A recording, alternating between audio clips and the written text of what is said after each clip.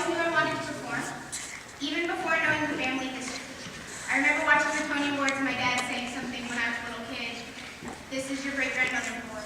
I didn't know what it meant, but I couldn't take my eyes off the screen, and I still can't. To give you a brief history of my family, I'll start in the 1800s. Mary and I and Charles Hall traveled west in the same wagon train. Also in this wagon train were Horace and Augusta Tabor. Upon settling in Leadville, Mary received a minor's decree divorce from her first husband, who had trouble with the drink. And she fell in love with Charles Hall, while nursing him back to health after a failed prospecting adventure had left him 84 pounds and knocking at death's door. They married, homesteaded, and created the Saltworks Ranch in South Park in 1862. They had 3 children, Charles Jr., who passed away young, Mildred, and Minnie Betsy. Mildred went to Wellesley and roomed with Harriet Beecher Stowe, author of Uncle Tom's Cabin. She made her way back west after college, met up with actor George Wessels, married, and began acting and touring with him. She convinced her sister Minnie Betsy to allow her then 2.5-year-old niece, Antoinette's daughter, Minnie's daughter, Antoinette, to travel with her. Thus began the fostering of Antoinette's career. Antoinette toured with her aunt and uncle around the country for many years.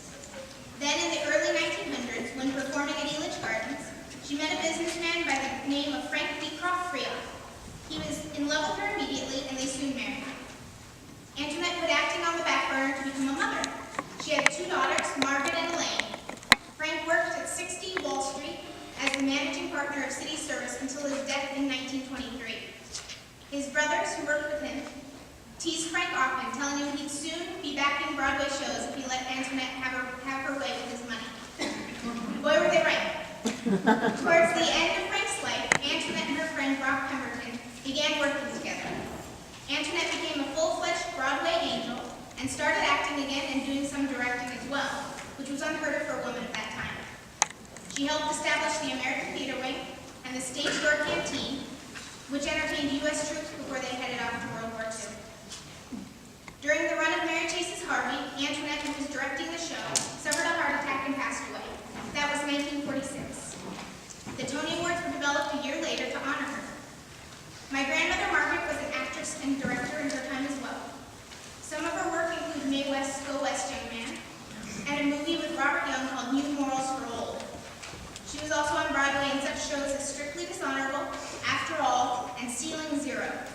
She even directed the likes of Boris Karloff in The Shop at Sly Corner. Margaret's sister Elaine was also in the industry, but more so behind the scenes.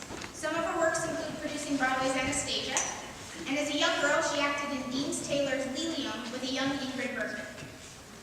The Saltworks Ranch still stands, albeit a little weathered from the harsh South Park winters, 22 properties on the National Historic Register, and my father, John Taggart Fanning, one of Margaret's 4 children, is in the process of creating the Rocky Mountain Western Heritage Center to showcase the ranch and the region and welcome artists, historians, and students to come and gain an understanding of the history of the West.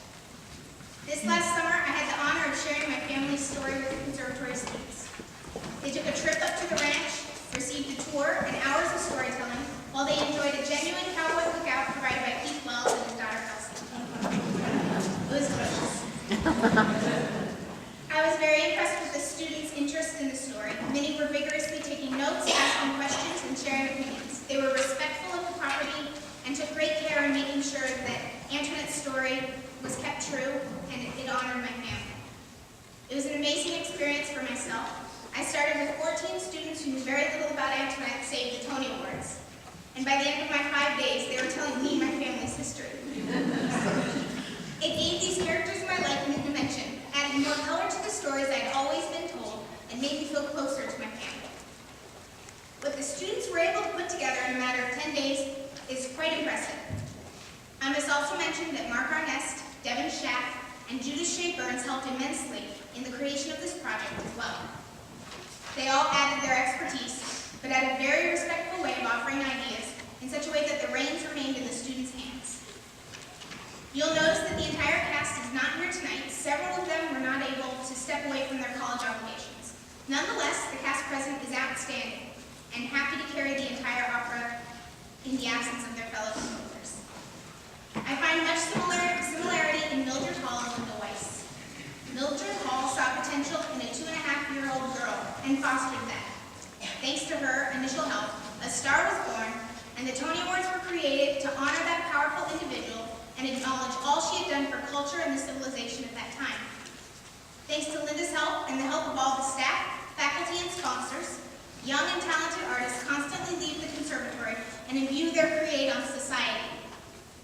Investing in the development of a young artist is most important. And in times like these, it is even more important to send out all the strong, creative individuals we can into the world to help inspire the future and create a better existence for mankind. That is what the conservatory is doing, and it can't do it alone.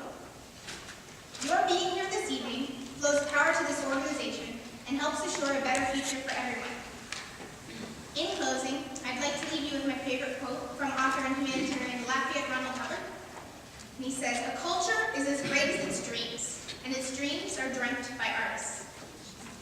And on that note, we now present to you Tony, the life of Antoinette Perry. Thank you very much.